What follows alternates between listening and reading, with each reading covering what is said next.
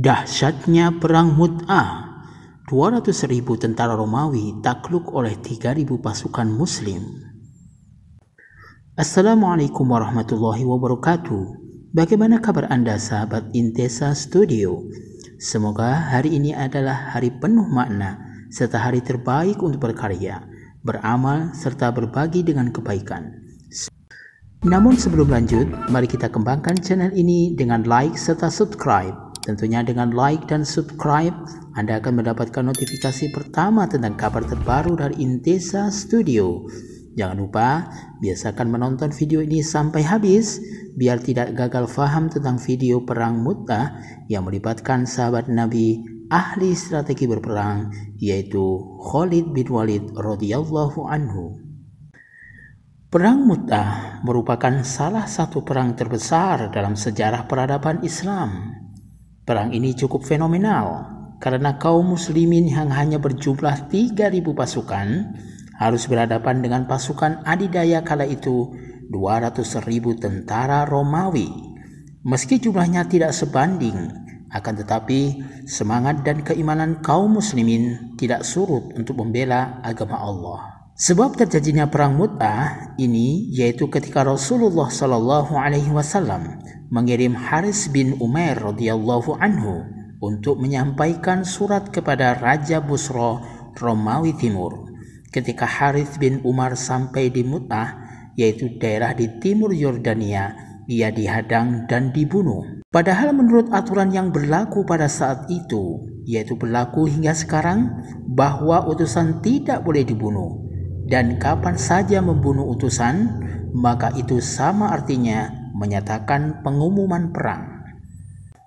Mendengar utusannya dibunuh, Rasulullah SAW pun marah. Beliau kemudian mengirim pasukan perang yang dipimpin oleh Zaid bin Harithah. Sabda Rasulullah SAW, jika Zaid mati syahid, maka Ja'far yang menggantikannya. Jika Ja'far mati syahid, maka Abdullah bin Rawahah menggantikannya.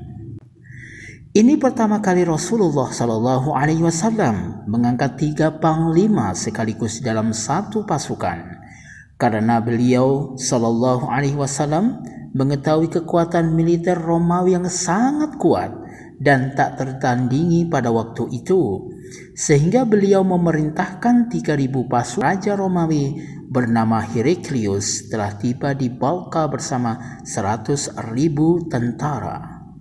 Kemudian ditambah lagi kabilah-kabilah Arab yang beragama Nasrani yang berjumlah 100.000 tentara, sehingga total tentara musuh berjumlah 200.000. Tambah lagi kekuatan pasukan.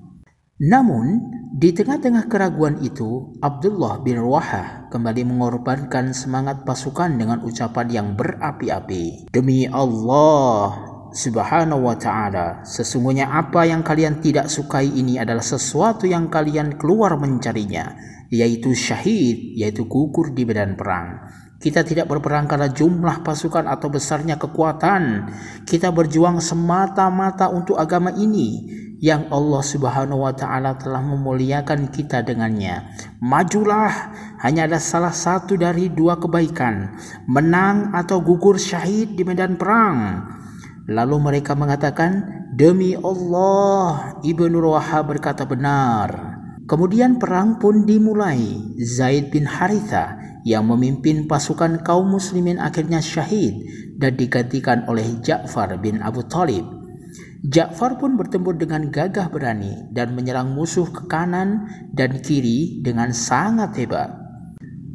Akan tetapi tangan kanan Ja'far tertebas oleh pasukan lawan hingga putus. Ja'far tetap berusaha mempertahankan bendera dengan memeluk sampai ia akhirnya pun gugur oleh senjata lawan. Komando pasukan kaum muslimin lalu dipimpin oleh Ibnu Rawahah. Ia pun maju menyerbu pasukan Romawi dengan tabahnya. Namun takdir Allah Subhanahu wa ta'ala berkata, ketikanya harus syahid di medan perang pada waktu itu. Ketiga panglima itu pun gugur, sementara pasukan berperang tanpa pimpinan. Bendera pimpinan tidak bertuan itu akhirnya diserahkan kepada Khalid bin Walid. Sebelum masuk Islam, Khalid adalah panglima yang berhasil mengalahkan kaum muslim ketika perang Badar. Khalid bin Walid menyadari jika pasukan Romawi tidak bisa dikalahkan dengan jumlah pasukan muslim yang hanya sedikit, oleh karenanya perlu taktik jitu untuk mengalahkan mereka. Akhirnya Khalid mengatur kembali strategi dengan menebarkan rasa takut dalam dada musuh. Caranya datang dengan membuat debu-debu berterbangan. Karena mengira pasukan kaum muslimin kembali mendapat bantuan tambahan, pasukan musuh akhirnya merasa ketakutan dan mengundurkan diri dari medan pertempuran. Jika 3.000 pasukan saja sangat merepotkan, bagaimana pula dengan tambahan pasukan? Lagi pikir mereka.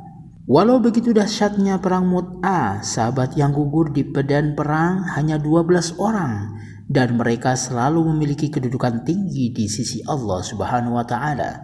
Sedangkan pasukan musuh diperkirakan sangat banyak yang terbunuh. Hal ini dapat diketahui dari hebatnya peperangan yang terjadi. Tampak mukjizat kenabian ketika Rasulullah Shallallahu Alaihi Wasallam menyampaikan kepada para sahabat di Madinah tentang kematian 3 panglimanya. Dalam keadaan sedih, Rasulullah Shallallahu Alaihi Wasallam naik mimbar dan meneteskan air mata seraya berkata, "Bendera perang dibawa oleh Zaid, lalu berperang hingga mati syahid. Lalu bendera diambil oleh Ja'far dan berperang hingga mati syahid. Lalu bendera perang dibawa oleh Saifullah, yaitu pedang Allah, yakni Khalid bin Walid, hingga Allah memenangkan kaum muslimin." Setelah itu, beliau Shallallahu Alaihi Wasallam mendatangi keluarga Ja'far dan menghibur mereka serta membuatkan makanan untuk mereka. Itulah sepotong kisah perang Mu'tah dari salah satu peperangan yang dilakukan para sahabat Nabi untuk memperjuangkan Islam. Tentunya dengan perang tersebut dapat banyak hikmah serta pelajaran yang bisa kita ambil hari ini.